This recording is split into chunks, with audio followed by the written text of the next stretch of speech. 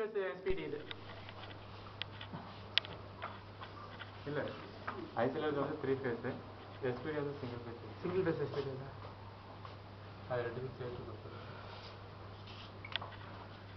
ஒவ்வொரு சிஸ்டத்துக்கும் வந்து இந்த சர்ஜ் அடாப்டர் வந்து கண்டிப்பாக வந்து மஸ்ட் நம்ம கம்பல்சரி. இது இல்லாமல் நம்ம எதுவுமே பண்ண முடியாது. ப்ரொடக்ஷன் தான் ஏதாவது ஷார்ட் சர்க்யூட் எதாவது ஆகாத அளவுக்கு. இந்த இடி மின்னல் அதிகமாக ஹை வோல்டேஜ் வந்து வந்துச்சுன்னு பார்த்தீங்கன்னா இது உங்களுக்கு ப்ரொடெக்ட் பண்ணும். இப்போ நிறைய சைட்டில் பார்த்தீங்கன்னா லாஸ்ட் வந்து இப்போ ரெயின் ஆச்சு இல்லைங்க லாஸ்ட் வீக்கில் நிறைய ஆரோவில் நிறைய இன்வெர்டர்ஸ்லாம் எதுவுமே வேலை செய்யலை, எல்லாமே வந்து டெட் ஆச்சு. மறுபடியும் இதை தான் இப்போ எல்லா சைட்லையும் வந்து இன்ஸ்டால் பண்ணுறதுக்காங்க SPD.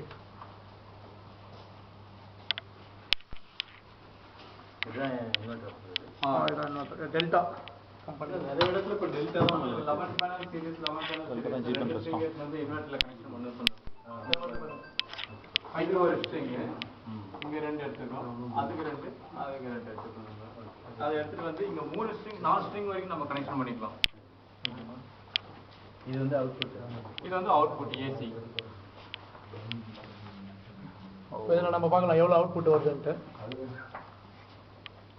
ஓகே, இந்த வோல்டேஜ்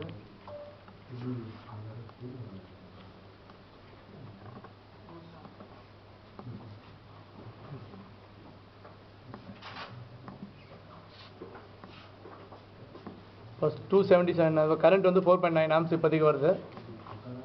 275 வோல்ட் வந்து ஜென்ரேட் ஆகுது இன்வெர்ட்டர்லேருந்து. 50 ஹெர்ட்ஸ் இது. AC current 10.5 amps 249 volt.